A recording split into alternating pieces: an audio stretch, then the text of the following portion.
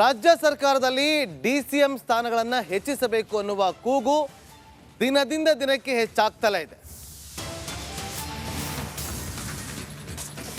ರಾಜ್ಯ ಸರ್ಕಾರದಲ್ಲಿ ಹೆಚ್ಚುವರಿ ಡಿಸಿಎಂ ಸ್ಥಾನಕ್ಕೆ ಪೈಪೋಟಿ ಕೂಡ ಹೆಚ್ಚಾಗ್ತಾ ಇದೆ.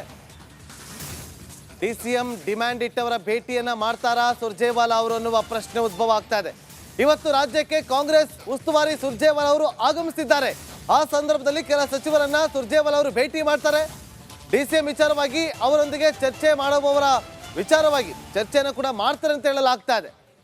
ಚರ್ಚೆಯನ್ನ ಮಾಡೋದಕ್ಕೆ ಅವರನ್ನ ಭೇಟಿ ಮಾಡ್ತಿದ್ದಾರೆ ಅಂತೇಳಿ ಗೊತ್ತಾಗ್ತಾ ಇದೆ. ನಮ್ಮ ಪೊಲಿಟಿಕಲ್ ರಿಪೋರ್ಟರ್ ಬಸವರಾಜ್ ಲೈವ್ ನಲ್ಲಿ ಜಾಯ್ನ್ ಆಗಿದ್ದಾರೆ. ಬಸವರಾಜ್, ಈ ಒಂದು ಭೇಟಿ ಮಹತ್ವವನ್ನು ಪಡೆದುಕೊಳ್ತಾ ಇದೆ. ರಾಜ್ಯ ಸರ್ಕಾರದಲ್ಲಿ ಅಸಮಾಧಾನ ಕ್ಷಣದಿಂದ ಕ್ಷಣಕ್ಕೆ ಹೆಚ್ಚಾಗ್ತಾನೆ ಇದೆ. ಇದನ್ನು ತಣಿಸುವ ಕೆಲಸ ಆಗುತ್ತಾ?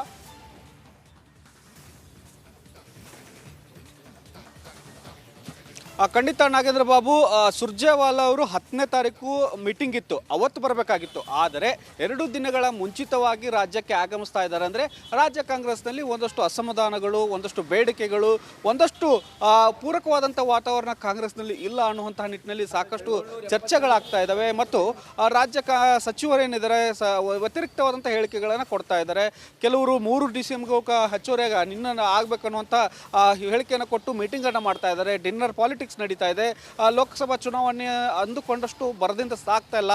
ಇವೆಲ್ಲ ವಿಚಾರಗಳು ಸಾಕಷ್ಟು ಕಾಂಗ್ರೆಸ್ ಪಕ್ಷಕ್ಕೆ ಹಿನ್ನಡೆಯನ್ನು ಉಂಟು ಮಾಡ್ತಾ ಇದ್ದಾವೆ ಮತ್ತು ಪಕ್ಷವು ಕೂಡ ಅಷ್ಟು ಆಕ್ಟಿವ್ ಆಗಿಲ್ಲ. ಆ ನಿಟ್ಟಿನಲ್ಲಿ 2 ದಿನ ಮುಂಚಿತವಾಗಿಯೇ ರಾಜ್ಯಕ್ಕೆ ಇವತ್ತು ಕಾಂಗ್ರೆಸ್ ಉಸ್ತುವಾರಿ ಸುರ್ಜೇವಾಲಾ ಅವರು ಆಗಮಿಸ್ತಾ ಇದ್ದಾರೆ. ನಮಗೆ ರಿಪಬ್ಲಿಕ್ ಕನ್ನಡಕ್ಕೆ ಸಿಕ್ಕಂಥ ಎಕ್ಸ್ಕ್ಲೂಸಿವ್ ಮಾಹಿತಿ ಪ್ರಕಾರ ಯಾರೆಲ್ಲ ಡಿಸಿಎಂ ಸ್ಥಾನಕ್ಕಾಗಿ ಮೀಟಿಂಗ್ ಮಾಡಿದ್ರು, ಡಿನ್ನರ್ ಪಾಲಿಟಿಕ್ಸ್ ಮಾಡಿದ್ರು, ಅದರಲ್ಲಿ ಕೆಲ ಸಚಿವರನ್ನ ಇವತ್ತು ಸಂಜೆ ಅಥವಾ ನಾಳೆ ಬೆಳಗ್ಗೆ ಭೇಟಿ ಮಾಡ್ತಾರೆ ಅನ್ನುವಂಥ ಮಾಹಿತಿಗಳು ಲಭ್ಯ ಆಗ್ತಾ ಇದ್ದಾವೆ. ಅವರ ಏನು ಬೇಡಿಕೆಗಳಿದ್ದಾವೆ ಆ ಬೇಡಿಕೆಗಳು ಸದ್ಯಕ್ಕೆ ಆಗತ್ತಾ ಆಗಲ್ವಾ, ಮುಂದೆ ಯಾವ ರೀತಿಯಾಗಿ ಬೇಡಿಕೆಗಳನ್ನು ಈಡೇರಿಸ್ತೇವೆ, ಮತ್ತು ಆ ಬೇಡಿಕೆಗಳು ಪಕ್ಷಕ್ಕೆ ಯಾವ ರೀತಿಯಾಗಿ ಡ್ಯಾಮೇಜ್ ಮಾಡ್ತಾ ಇದ್ದಾವೆ ಅನ್ನುವಂಥ ಒಂದಷ್ಟು ತಿಳಿ ಹೇಳುವಂಥ ಕೆಲಸವನ್ನು ಕೂಡ ಸುರ್ಜೇವಾಲಾ ಅವರು ಮಾಡ್ತಾರೆ ಅನ್ನುವಂಥ ಮಾಹಿತಿಗಳು ಲಭ್ಯವಾಗ್ತಾ ಇದ್ದಾವೆ. ಈ ಮೂಲಕ ಯಾರೆಲ್ಲ ಸಚಿವರು ಅಸಮಾಧಾನಗೊಂಡಿದ್ದಾರೆ, ಶಾಸಕರು ಅಸಮಾಧಾನಗೊಂಡಿದ್ದಾರೆ, ಅವರನ್ನು ಒಂದಷ್ಟು ವಿಶ್ವಾಸಕ್ಕೆ ತೆಗೆದುಕೊಳ್ಳುವಂಥ ಕೆಲಸ ಆಗುತ್ತೆ ಅನ್ನುವಂಥದ್ದು. ಮತ್ತು ಜೊತೆಗೆ ಲೋಕಸಭಾ ಚುನಾವಣೆ ವಿಚಾರವಾಗಿ ಟಾರ್ಗೆಟ್ ಅನ್ನು ಕೂಡ ಕೊಡುವಂಥ ಕೆಲಸ ಸುರ್ಜೇವಾಲಾ ಅವರು ಸಚಿವರಿಗೆ ಮಾಡ್ತಾರೆ ಅನ್ನುವಂಥದ್ದು. ನಾವು ಹಿಂದೆ ಒಂದು ಸುದ್ದಿಯನ್ನು ಕೂಡ ಬ್ರೇಕ್ ಮಾಡಿದ್ವಿ, ಸಚಿವರನ್ನ 1-to-1 ಭೇಟಿ ಮಾಡ್ತಾರೆ ಅನ್ನುವಂಥದ್ದನ್ನು.